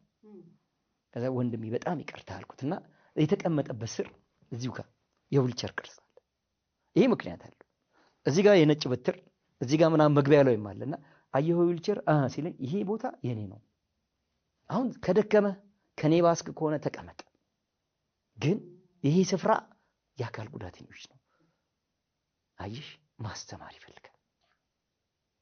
ልክ እንደዛው ቤተክርስቲያን ውስጥ የመስበክ ችግር የማስተዳደር ችግር ካለ ማስተማር ይፈልጋል። እላይ ያላችሁ ቤተክርስቲያኑን እግዚአብሔር ጸጋ ሰጥቷችሁ እያስተዳደራችሁ ያላችሁ፣ እየሰበካችሁ ያላችሁ፣ እያስተማራችሁ ያላችሁ እባካችሁ መማርንም ማስተማርንም ከእግዚአብሔር ከጌታ ጥበብና እውቀት ይስጣችሁ። መልስ አግባብና ልክ አለውና ሰውየው ልክ አይደለም የሚመለከተው የሄድሽበት ቤተክርስቲያን ከሆነ የሄድሽበት ቤተክርስቲያን አስተዳደር ወይ ኃላፊ ነው ወይ ፓስተር ነው ወይ የአገልግሎት ክፍል ነው፣ በየደረጃው አለው ማለት ነው። ለምሳሌ በር ላይ ስመጣ በር ላይ ቤተክርስቲያን ስመጣ በር ላይ ለምንድን ነው የምትገባው ካለኝ እሺ ከሌላ ክል ማጋ ነው የለም ምናምን ሊል ይችላል። ምክንያቱም የገባው ነገር እሱ የገባው ያነከሰው ሁሉ ተመጽዋጭ ሊሆን ይችላል ብሎ ነው ያሰበው። አዎ ክርስቶስን ለማግኘት የክርስቶስ ጥማት አለብኝ፣ ክርስቶስን ቃሉን ወንጌሉን ልሰማ ተጠምቼ ልመጸወት መጣ ይሆናል። ገንዘብ ግን አይደለም፣ ሌላ ነገር ግን አለ። ስለዚህ የቤተ ክርስቲያን አመራሮች ጥበቃውን አካል ጉዳት እንደዚህ ያልመጡ የት ሊመጡልን ነው እንደዚህ አይባልም ብለው ሊያስተካክሉት ይገባል። ማነግሮ ራሱ አካል ጉዳተኛ መጀመሪያ ዘበኛውን አሳምኖ ገብቶ ከዛ መንገር ነው የሚያስፈልገው። መስተካከል ሼፕ መሆን አለበት። አገልግሎቱ እንደዛ ነው፣ አልበለዚያ አይሆንም። በነገራችን ላይ በየቤተ ክርስቲያናቱ አይነ ስውራን ዘማሪዎች፣ አካል ጉዳተኛ ዘማሪዎች፣ አካል ጉዳተኛ ፓስተሮች፣ አካል ጉዳተኛ አገልግሎት ሰጪዎች፣ ሐዋርያቶች አላችሁ አይደል? እንዴት ነው ቤተ ክርስቲያናችሁ ውስጥ ያለው? እንዴት ነው የምታገለግሉት? እናንተም ታዝላችሁ ነው ፒልቡት ላይ የምትወጡት ከነውልቸራችሁ ወንስ ተመችቶላችሁ? እንዴት ነው ቆይ መቀመጫ ላይ ተቀምጠ ከነ መቀመጫ ነው የምትባሉት ወይንስ እንዴት ነው? ዘማሪዎቻችን አካል ጉዳተኛ ዘማሪዎቻችን ምን ያህል የጸጋ ስጦታ እንዳላቸው አገኘው ይዳግ ምስክር ነው። ስለዚህ ስፍራ መፈለግ ይፈልጋል። በጣም በአጋጣሚ ያው እኛም አንተም እኔም ምስስ እድለኞች ነን አይደለ? ቤተክርስቲያኖቻችን በጣም የሚመቹ ለኛ በጣም ኮምፎርታብል የሆኑና እንደውም እኛን የሚያበረታቱ ሆነው ተገኝተዋል። ግን ሌሎችንም እንደዚህ ለማድረግ ግን ያው እኛ ስራ መስራት አለብን። እኛ በጣም ተጽዕኖ ማድረግ አለብንና በዚህ አጋጣሚ በየቦታው ስንሄድ ልትተባበሩን ይሄን ነገር በቁጭ ብላችሁ እንድታደምጡን በአክብሮት እንጠይቃችኋለን። ምክንያቱም እናንተን ማብቃትም አንደኛ ስራ ነው ብለን እናስባለን። እንደው በዚህ አጋጣሚ በቀደም ምን ገጠመኝ መሰለክ? በጣም የምወዳት ጓደኛዬ ታገባ ነበር እና ሰርግ ነበርና በቸርቹ አለመመቸት ምክንያት ሰርግ ላይ መሄድ አልቻልኩም። ምክንያቱም በጣም ትልቅ ደረጃ ነበር ያለውና እኔ ሲጀምር በፍጹም በሸክም አልገባም እና አዝናለሁ። በቃ አንደርስታንድ ታሪክ ይገባል ብዬ መቅረት የማልፈልገውን ሰርግ ነው የቀረሁት። ሙሽራ ብትሆኝስ? አይ ዶንት ኖ። እሱ በጣም ትልቅ ጥያቄ ነው። እሱ ትልቅ ጥያቄ ነው። ልክ ነሽ። የቤተ ክርስቲያን ችግር ይታወቃል። እና በዚህ አጋጣሚ እናንተን ለማስተማር ብቁ ለማድረግ ነው እየሰራን ያለነውና እንድትተባበሩን ከላይ ያላችሁ ከቤተ ክርስቲያን በላይ ደግሞ ያላችሁ አመራሮች ስንመጣ የሚገባውን አቀባበል እንድታደርጉልን፣ እንዳታደክሙን፣ እንዳታዝሉን የሚገባውን ነገር እንድታደርጉ በጌታ ፍቅር እንደ ብርሃን ሾው እንጠይቃችኋለን። እኔ የደረሰብኝ ነገር ስላለ ነው። ጆስዬ ወደ አንተ መጣው። በጣም ቆንጆ ቆይታ ነው እያደረግን ያለነው። በጣም ነው የማመሰግነው። ውሃን ጠጣንሽ። ሌላው ጥያቄ ምን መሰለህ? ራሳችንኛ ወንትኖች አካል ጉዳተኞች በጌታ ያለን ወንጌል ሰምተን በቤተ ክርስቲያን የታቀፍን ሰዎች በጸጋችን በትክክል እያገለገልን ነው ብዬ አላምንም። በጣም አንዳንድ በጣም አልፎ አልፎ ያለውን ችግር አልፎ እየሰበኩ ያሉ ሰዎች አሉ። ግን እነሱ ብቻ ናቸው ወይ? ጸጋ ለሁሉም ተሰጥቷል። ራሳችን ገፍተን ሄደን ያለውን ቻሌንጅ ተቋቁመን ተጋፍጠን ማሳየት የለብንም ወይ? እነዛ እህት ወንድሞቻችን እንዳደረጉት ማድረግ የለብንም ወይ? እና እኛ ራሳችን ላይ ምን እንስራ? እውነት ነው። እኛ ገፍተን መሄድ አለብን። ቀደም እንዳልሽው የጸጋ ስጦታ አለ። በእርግጥ የጸጋ ስጦታ የተለያየ ነው አይደል? እንደየ እንትናችን ይለያያል። መስበክ ሊሆን ይችላል፣ ማስተማር ሊሆን ይችላል፣ ቤተክርስቲያን ማጽዳት ሊሆን ይችላል፣ በገንዘብ ባለን አቅምና ጉልበት መርዳት ሊሆን ይችላል። ብዙ አይነት ለክርስቲያኖች አይነገርም የጸጋ ስጦታና ግን ውስጣችን ያለውን የጸጋ ስጦታ ደፍረን ቤተክርስቲያን ዝግ አይደለም፣ የተዘጋም ከሆነ አንኳኩተን መሄድ አለብን። ለአካል ጉዳተኞች ቤተክርስቲያን የሚዘጋው በሩ አይደለም፣ ደረጃ መኖሩ ነው። የአቀባበል ስርዓቱ ጥሩ አለመሆኑ ነው። እንደ ተረጂና እንደ ተመጽዋች የሚመለከት ቤተክርስቲያን ከሆነ ለአካል ጉዳተኞች ዘግ ነው ብለን ነው የምንለው እንጂ በር መክፈት መዝጋት ጉዳይ አይደለም። ለሁሉም ግን ይህንን እኛንን ገፍተን መሄድ ያለብን። ጸጋ ስጦታ እኮ ተገፍቶ ሲወጣ ነው የሚባረክበት ሰው። መባረክ በገንዘብ በመኪና ምናምን እያልኩ አይደለም። ነፍስ የምትለመልመው የጸጋ ስጦታን አውጥተህ ስትሰጥ ነው። ባለህበት ቤተክርስቲያን ውስጥ አገልግሎት መስጠት ካለ ጸጋ ስጦታ ለምንድን ነው የማሰጠው? መንገድ ላይ መስበክ ከሆነ ለምንድን ነው የማሰብከው? ለምንድን ነው የማንሰብከው? አካል ጉዳተኛ ሰባኪ መንገድ ላይ ላናይ ይችላል፣ ጸጋ ስጦታ ላይኖር ይችላል። ግን ካለ ለምንድን ነው የማንሰብከው? ሌላው ደፍሮ እንደሚወጣው ምንድን ነው የሚከለክል? ምንድን ነው የሚያግት? ማስተማር ከሆነ ማስተማር፣ ፌሎሺፕ መስርቶ የግድ አካል ጉዳተኛ ብቻ ሳይሆን ከሌሎች መልኩ ያንን ኮንትሮል አድርጎ መያዝ። እነዚህ ነገሮች ከኛ የጸጋ ስጦታችን ጋራ አብረው መሄድ መቻል አለባቸው። ከዛ ማን ይከተላል? ሌላው አካል ጉዳተኛ እንዴ እያለ አያስፈልግም። ምክንያቱም የምናፍርበት ገላ የለንም፣ የምናፍርበት መንፈስ የለንም፣ የምናፍርበት ህይወት የለንም። ህብረተሰቡ ካለመማሩ፣ ህብረተሰቡ ስል እዚህ ህብረተሰብ ውስጥ ጠቅላይ ሚኒስትር ማልሹ፣ ፕሬዚዳንት ማልሹ፣ ፓስተር ማልሹ፣ ቄስ ማልሹ፣ ፓትሪያርክ አብሮ አለ። በእነዚህ መንገድ ሶሻሉ ሊበላሽ ይችላል መባል ለኔ እኔ ነኝ ወዮ ላንተ ምለው ላንተ።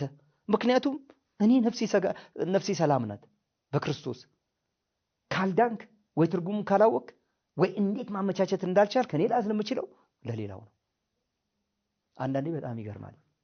አላስፈላጊ ነገሮች አካል ጉዳተኛ ባልሆኑ ሰዎች ስታይ ወይኔ ነው የምለው እኔ በቃ አየኋል። ምክንያቱም ያንን ነገር አልባሌ ነገር ያረከው መንፈስ ጠንካራ ስላልሆንክ ነው። መንፈስህ የሚጠነክረው ነፍስህ የምትጠነክረው ደግሞ በአንድ ክርስቶስ ነው። ያ ስለሌለ የተሰናከለ መንገድ ላይ ነው ያለው። ላንተው ነው ወዮ ልልምችል እምለው እኔማ በጸጋው፣ እኔማ በቸርነቱ፣ እኔማ በክርስቶስ ድኛለሁና ተመስገን ብዬ ነው የምሄደው። አንዳንዴ ሰው ከራሱ ጋር እንዳልኖረ በምን ላሳይሽ መሰለሽ? እኔ ብዙ ጊዜ ስራመድ የኋላ እግሬን ይገጩታል። ምክንያቱም ቀስ ብዬ ነው የምሄደው። ድሮ ቀረ ምናልባት ድሮ የምታውቁኝ መራመድ፣ አሁን እድሜውም እንደገና ጉዳቱም ቀስ ብዬ ነው የምሄደው። በጣም ቀስ ሳይሆን በልክ ከኋላ መጥቶ ይመጣል። ዞር ብዬ ሰው ይቅርታ ብሎ ይሄዳል። አዎ ግን ጥሩ ይቅርታሽ፣ ግን አስተውል፣ ረጋ በል። ከዘራ ይዣለሁ፣ ቀስ ብዬ ነው የምሄደው። አሮጥኩ፣ እንዴት ውስጥ እግር ይመታል። ይሄ ሰው ብቻውን አይደለም፣ ከዚህ ውጥንቅጥ ከሆነው ዓለም ጋር ነው እየተጓዘ ያለው። ከክርስቶስ ጋር ቢሆን ረጋ ይላል። ማስተዋልና ጥበብን ይሰጠዋል። ሲራመድ ያስተውላል። ይሄ ሰው እኮ ያድርገውና መንገድ ላይ ኤሌክትሪክ ፈንጂ ምናምን ካለ ረግጦት ይሄዳል ማለት ነው። ማስተዋል ይፈልጋል አርቆ። ስለዚህ አካል ጉዳተኞች አርቀን እናስብ። ወደ ቤተ ክርስቲያን ለመሄድ ሊበራልን ይገባል። የኛ መሄድ ሌሎችን ሊያመጣ ይችላል። የሌሎች ነፍስ ሊድን ይችላል። የሌሎች ማንነት በክርስቶስ ሊገለጥ ይችላል። ያለንን የጸጋ ስጦታ በቤተ ክርስቲያን ልናወጣ እንችላለን። ስለዚህ ወንድምና እህት አካል ጉዳተኛ ቤተሰቦች እባካችሁ ልቦናችሁን ግዙት፣ አስተውሉ፣ ጥበብን ከእግዚአብሔር ጠይቁ፣ ወደ ቤተ ክርስቲያን ሂዱ፣ ቀረቡ፣ አምልኩ በምትችሉት። ጆስዬ ጌታ ኢየሱስ ይባርክ። በጣም ደስ ብሎኛል። ሌላው የመጨረሻው ጥያቄ ምንድነው? መቼስ ገጣሚ ነህ፣ ጸሐፊ ነህ፣ የህግ ባለሙያ ነህ። ቅድም መጀመሪያ እንዳስተዋወቅኩትና በቤተ ክርስቲያን ውስጥ ይሄኛውን ያለህን ነገር በምን እየተጠቀምክበት ነው? ሼር እያረካቸው ነው ወይ? እያገለገልክ ነው ወይ? አሁን እኔ ቤተ ክርስቲያን ውስጥ ቃል ኪዳን ቤተ ክርስቲያን ነው የማመልከው። እነ ፓስተር ዮናስ፣ እነ ፓስተር በዛብህ፣ እነ ፓስተር ያሉበት እንትን ነኝ፣ ተሰባኪ ነኝ። እኔ አሁን በቤተ ክርስቲያን አንድ ግሩፕ ነበረ የዚህ የዊልቸር ኤንድ ዲሰርቢት የምናደርግበት። አሁን ያለው የዊልቸር ስርጭት ትንሽ ረፍድ ስላልያዘ እሱን ትተናል። በተረፈ በመስሪያ ቤቴ ውስጥ ፌሎሺፕ እሰብካለሁ። ቤተክርስቲያን በተገኘ የወንጌል ህብረት በተገኘ አባል ግን ሆኖ መገልገል እታወቃለሁ። ኋላ ተቀምጬ አላውቅም። ፊት ነው የምቀመጠው፣ ምክንያቱም ደስ ይላል። ሁለተኛ ስለሚያዩኝ ሁል ጊዜ እንደገና አንድ ቦታ ነው ቆመነውኝ የምቀመጠው። ትልቅ ነው፣ ሰፊ ነው። በግልጽ ለኔ ሰውየውን እያየው ስሰበክ ነው የሚገባኝና ፊት ነው የምሆነው። ቤተክርስቲያን ውስጥም ይሄን አለኝ። በመስሪያ ቤት ውስጥም ጥሩ የፌሎሺፕ አለን። እዛም እንግዲህ ገና አዲስ ነው፣ እንዲህ ነው የሚያደርገን። እዛም በደንብ እየተገለገልን ነው። የሥራ ባህሪ ነው ይሄን ያደረገው። ኦልሬዲ አሁን ዛሬ እንዴት እንዲህ አድርጊያት እንደመጣው እኔ ነኝ የማውቀው። ዛሬ ብርሃን ሾው እህት ብርሃን ጠርታኛለች፣ እባክህ ብዬው በጣም ነው የምናመሰግነው። በዚህ አጋጣሚ ጆሲዬ ተባረክ። በጣም ቴንኪው። እኔ ጥያቄዎችን ጨርሻለሁ። በጣም ቆንጆ ጊዜ ነበረን። በእውነት እግዚአብሔር ይባርክ። በጣም ብዙ ነገር ነው ያወቅነው። ተመልካቾቻችንም ብዙ ነገር እንዳወቁ ተስፋ አደርጋለሁ። በመጨረሻ ማስተላለፍ የምትፈልገው ማመስገን የምትፈልገውን እድል ላንተ ሰጥህና በዚሁ እንጨርሳለን።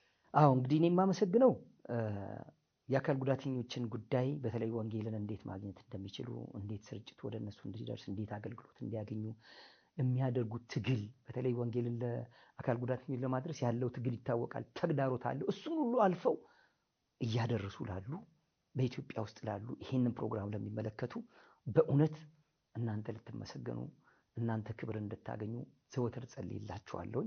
ሌላው እኔ ባለውበት ሁሉ ሁልጊዜ ፈገግ የምትሉ ሰዎች በእውነት ያው እንግዲህ እንደው አንድ ዓለም ውስጥ አንድ የሚሯሯጥ ነገር አለ። የኔ ቆንጆ የሚባል ነገር አይደል? እኔ ብዬ አላውቅም። የሰው ቆንጆ ነው የምለው። ምክንያቱም አንዳንድ ጊዜ ከአንደበትም መቆጠብ ይፈልጋል። ሰው ቆንጆ ነው በምን? በክርስቶስ አለዛ ይሆናል።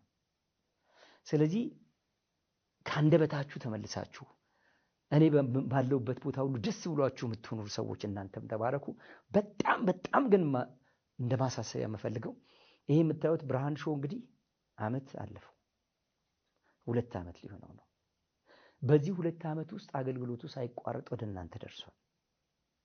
ግን ይህን ብርሃን ሾው ቀጣይነት እንዲኖረው በአካል ጉዳተኞች ጉዳይ ወንጌል እንዴት እንደሚደርስ፣ ቤተክርስቲያኖች በአካል ጉዳተኞች ጉዳይ እንዴት ማገልገል እንደሚችሉ ትልቅ ትምህርት እየሰጠ ስለሆነ ባላችሁ አቅም፣ በሐሳብ፣ በገንዘብ፣ በእውቀት ይህንን ፕሮግራም መደገፍ ያስፈልጋል።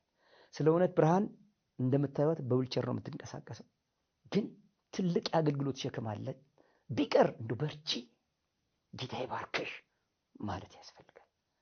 ድርጅቶች፣ ግለሰቦች፣ ቤተክርስቲያን እምነት ተከታዮች በቤተክርስቲያን ውስጥ መደገፍ እንፈልጋለን የምትሉ እንደው በጌታ ፍቅር ጠይቃችኋለሁ፣ ደግፉት። ይህን ፕሮግራም ሊበዛ ይገባል።